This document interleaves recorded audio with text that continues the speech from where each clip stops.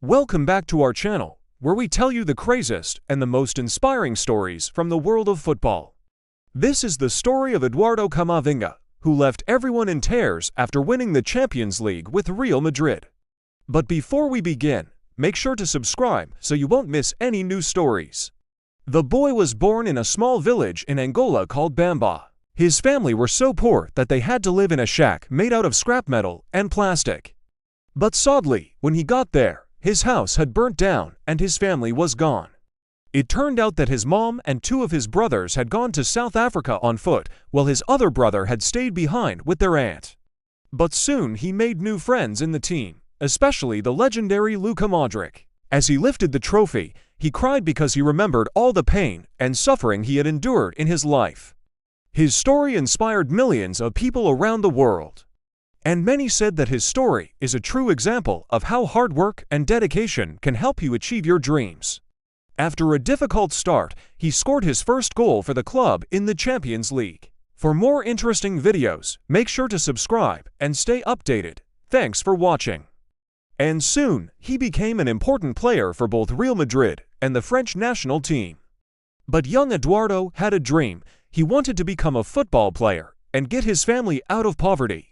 But sadly, they couldn't speak to each other because they had forgotten their native language. Just 1 year later, he was called up to the first team and made history as the youngest player to ever play for the club. His incredible performances earned him a transfer to Real Madrid. Although football was his only escape from all the pain he had suffered, he still had to deal with racist abuse in France. When he was just 10 years old, he was called the N-word by a French coach. And when he told his dad, he replied, "Don't listen to him. One day you will make it to the top, and they will all regret what they said about you." Suddenly, when he was just 7 years old, his family's shack burnt down, and they became homeless. They had to sleep on the side of the road. It was at that moment that his father decided to take a big risk. He would cross the border into France on foot and try to seek asylum. Despite the dangerous journey, he managed to get to France and seek asylum while his wife and kids stayed back in Angola. For 2 years, he worked odd jobs to make money, and then he went back to Angola to get his family out. After 5 long years, the boy was finally reunited with his family in France. He kept pushing, and at the age of 16, he signed his first professional contract with a French club. When he arrived at Real Madrid, he was in tears because he was leaving his family and friends behind.